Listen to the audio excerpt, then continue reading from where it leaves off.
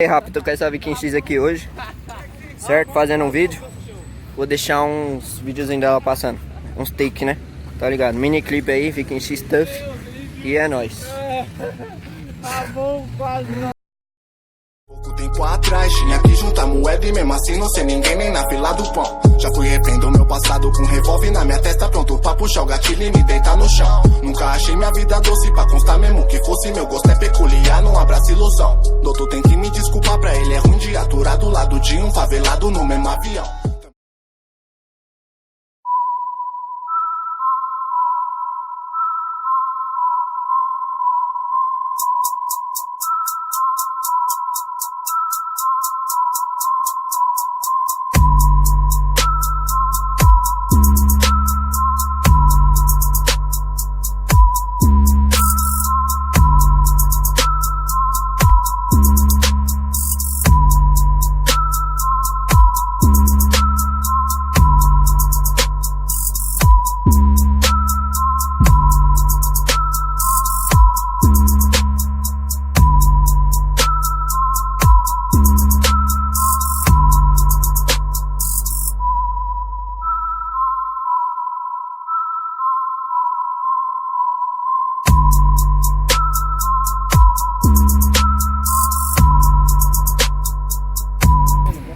Aí, rapaz, falando o básico aqui, ó. Só o básico. Isso é só o básico. Isso é só o básico. Bike check rápido. VMAX atrás, VMAX na frente. 2 pneus balão.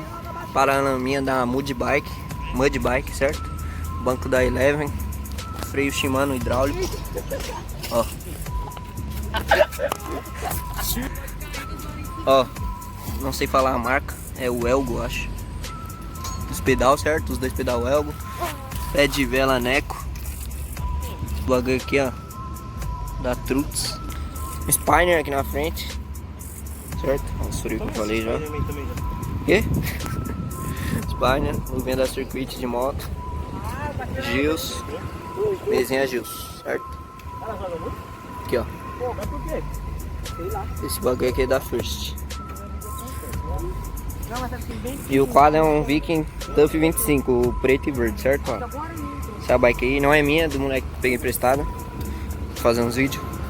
E é isso. O disco da frente é o 203, o maior que tem vindo.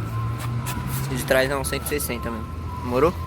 É isso, ó. Boa pra nós. Isso é sucesso na vida, é sucesso na vida, é sucesso na vida, vou ter sucesso na vida, na vida.